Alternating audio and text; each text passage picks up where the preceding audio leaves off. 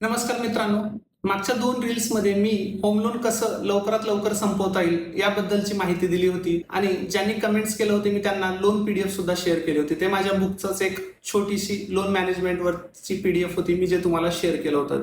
त्यानंतर मला काही कस्टमरचे मेसेजेस आले की सर थोडक्यात बुकबद्दल सांगा. तर मी आज तुम्हाला सांगणार आहे. माझ्या बुकचं नाव आहे आर्थिक स्वातंत्र्याचा खरा प्रवास, लेखक दत्तात्रय माने. या बुकचा मेन उद्देशच आहे मित्रांनो की सामान्य माणसालाही आर्थिक नियोजन करून कसं फायनान्शियली फ्री होता येईल हेच या बुकमध्ये दिलेलं आहे. आजच्या काळामध्ये प्रत्येक जण कमवायला तरी शिकतो पण योग्य नियोजन न केल्यामुळे पुढे जाऊन आर्थिक अडचणीमध्ये येतो.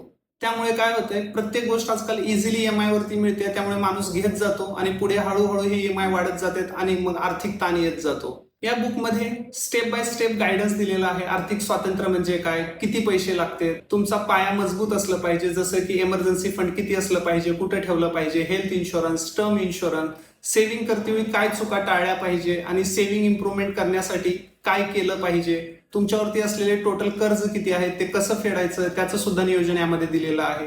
त्यानंतर इन्व्हेस्टमेंट करून तुमच्या रिस्क कॅपॅसिटीनुसार तुम्ही कुठली इन्व्हेस्टमेंट निवडली पाहिजे, त्या इन्व्हेस्टमेंटमधून रिटर्न्स कमवून तुम्ही तुमचे जे ध्येय असतील, घर असेल, गाडी असेल, रिटायरमेंट असेल, मुलांचं शिक्षण असेल, ते कसं अचीव्ह करता येईल हे स्टेप बाय स्टेप गायडन्स यामध्ये दिलेलं आहे. आणि ज्यांनी माझे बुक्स वाचलेत त्यांचा खूप मला चांगला फीडबॅक आलेला आहे. त्यामुळे तुम्ही एक वेळा ही बुक नक्की वाचा आणि तुमचा फीडबॅक मला नक्की कळवा. बुक हे Amazon आणि फ्लिपकार्टवरती अवेलेबल आहे आणि तुम्हाला बुकची लिंक हवी असेल तर कमेंट्समध्ये मला लिंक असा मेसेज करा, मी बुकची लिंक पाठवून देतो. थँक्यू.